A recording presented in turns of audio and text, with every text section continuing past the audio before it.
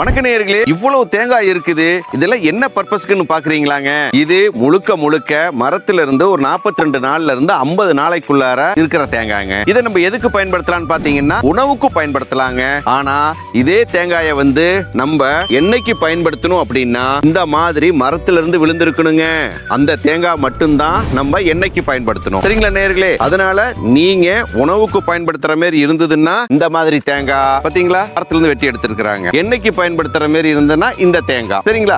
இந்த தேங்காயை எவ்வளவு நாளைக்கு நம்ம வச்சிருக்கலாம்? மட்டையோட வச்சிருந்தா எவ்வளவு நாளைக்கு வச்சிருக்கலாம் அப்படின்னு தானே கேக்குறீங்க. மட்டையோட வச்சிருந்தோம் அப்படின்னா மரத்துல இருந்து விழுந்த தேங்காயை வச்சிருந்தீங்க அப்படின்னா 1.5 வருஷம் வரலும் வச்சிருக்கலாங்க. அவ்வளவு அற்புதமா இருக்கும். ஆனா இந்த தேங்காயை எவ்வளவு நாளைக்கு வச்சிருக்கான்னு பாத்தீங்கன்னா மட்டையோட வச்சிருந்தாலும் ஒரு மாசம் 2 மாசம் 3 மாசம் அவ்வளவுதாங்க வச்சிருக்க முடியும். வித்தியாசம் பாத்தீங்களா? மரத்துல இருந்து விழுந்ததுக்கும் மரத்துல இருந்து வெட்டி எடுத்ததுக்கும் இதுதாங்க வித்தியாசம். இது போல நிறைய வீடியோக்களை கொடுக்க இருக்கிறோம். அதனால நம்ம சேனலை லைக் பண்ணுங்க, கமெண்ட் பண்ணுங்க, ஷேர் பண்ணுங்க, மறக்காம சப்ஸ்கிரைப் பண்ணுங்க. மீண்டும் இன்னொரு வீடியோவில் சந்திப்போம். நன்றி, வணக்கம்.